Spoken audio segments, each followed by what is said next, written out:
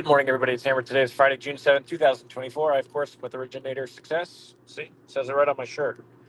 Anyway, thanks for joining me live. Remember, you can join me each and every day, 9:30 a.m. Eastern Time on Facebook and on YouTube.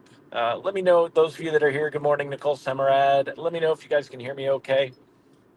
Megan Lindbergh, doing something a little different today, using my phone for the video of me, and then we'll use the computer for showing the screen. So anyway, I want to test this out, see how it comes out today. If you're watching the replay, don't forget to give us a hashtag replay in the comments. Let me know that you were here. Don't forget to smash that like button, tag an Ella friend, share us in the group. If you're on YouTube, leave a comment, click the thumbs up, and subscribe. Let's go ahead and say hi to the rest of the live folks. Yasmin Martin, good morning. Mallory Fotiadis, great to see you here. Jonathan Steele, great to have you here. Kim Mason, good morning. Thank you for letting me know that you can hear me okay. Coming to you guys from the road, going to Pittsburgh this morning. Mrs. Hammer and I. Doo-doo-doo. There you go. We are headed out to Pittsburgh to visit the nieces. So anyway, here you go. Got the jobs data this morning. Rate sheets are going to be worse to start the day. How much worse depends on your lender and how concerned about all this stuff that they get. So I'm going to go ahead and turn my screen on. There you go. Let's see what this looks like. Let's see. There it is. All right.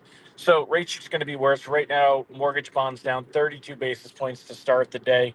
Definitely not what we want to be seeing, but unfortunately, that is what we are seeing. Now, some lenders are going to be worse than others, depending on how much they want to react to this negative news before the dust settles. So keep that in mind. Generally, want to go ahead and continue to cautiously float on where we're at based on what we're seeing and all that stuff here. So let's see if I can change this here. So reprice risk on the day is moderate. Bonds have actually recovered quite a bit. You can see this was a huge negative candlestick.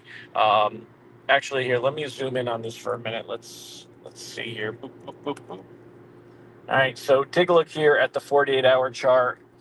You can see that we had a huge drop. Look at this divot. So yesterday it was flat as a pancake.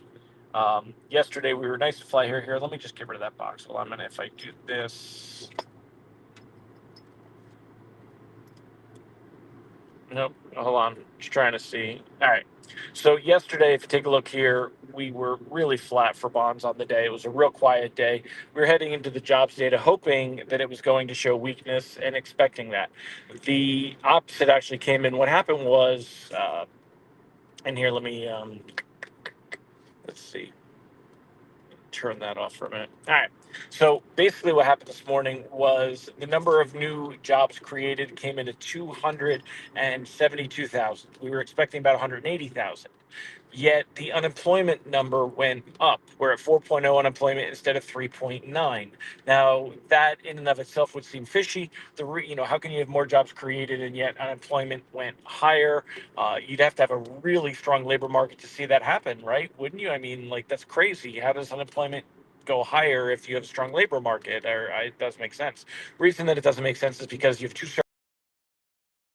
surveys that are happening. You have the household survey and the establishment survey.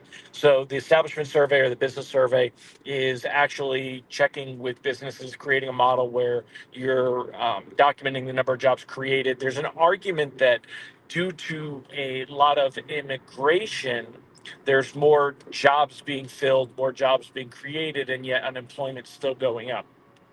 That's part of the argument. It doesn't hold a lot of water with a lot of people. There's definitely some frustration there. The other thing that we got going on is you do the household survey, and that's basically where they reach out and say, okay, do you have a job? And even if you say no, you're not unemployed unless you're looking for a job. They ask if you're looking for a job. Now, if you're looking for a job, you're participating in the labor market. They call that the participation rate.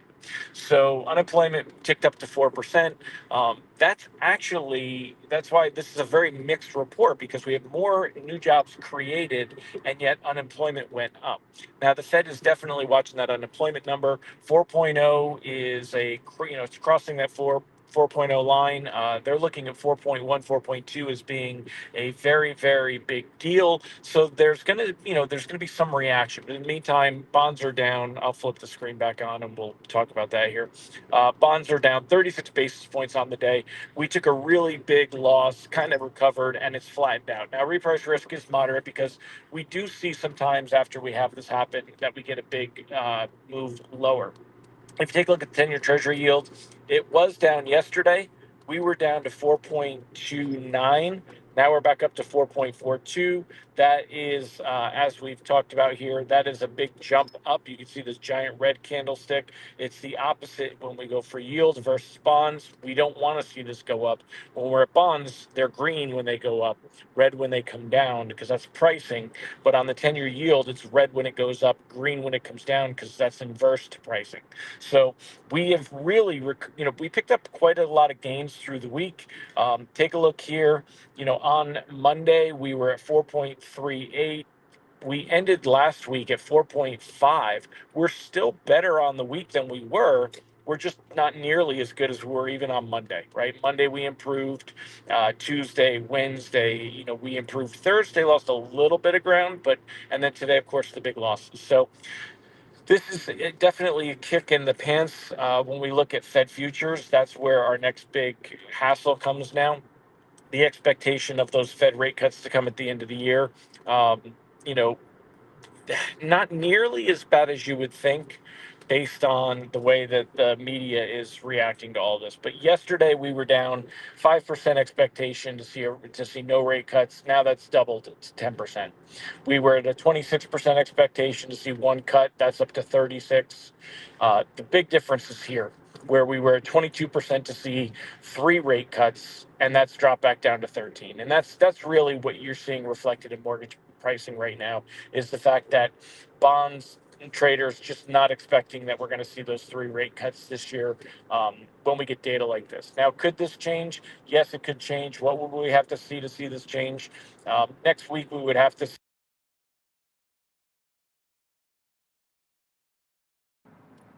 Sorry, I clicked the wrong one, so I lost my audio. There you go. We would have to see a CPI number come in much lower than, with inflation, showing lower inflation, that kind of a thing. And there's a lot of pressure on that. Also, this really changes what we would expect Powell to say on Wednesday when we see, a labor market that's just not showing pure weakness like we were hoping for. So anyway, that's what we got today. Thank you all. Ron said the only negative news was the headlines cover the BS from the BLS. They show 272,000 jobs added, mostly due to birth death rate. The household survey lost 408,000 with 250,000 people leaving this really great job market. Yeah, I agree. So what Ron is saying is what everyone else is saying, is that when we look at the actual data, the question is the Fed going to look at the actual data, or are they going to look at the headlines? And I think they're looking at the data. I do. So we'll see how that goes. All right, my friends. Well, I'm going to wrap it up. No reason to draw this one out.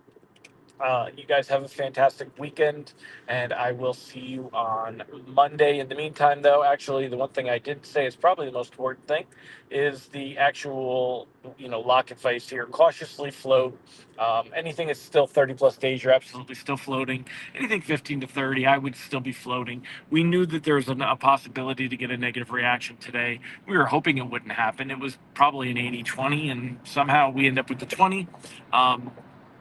It happens. But I mean, the reality is that we're still going to end the week better than we were last week, although it's not going to be the momentum that we had yesterday.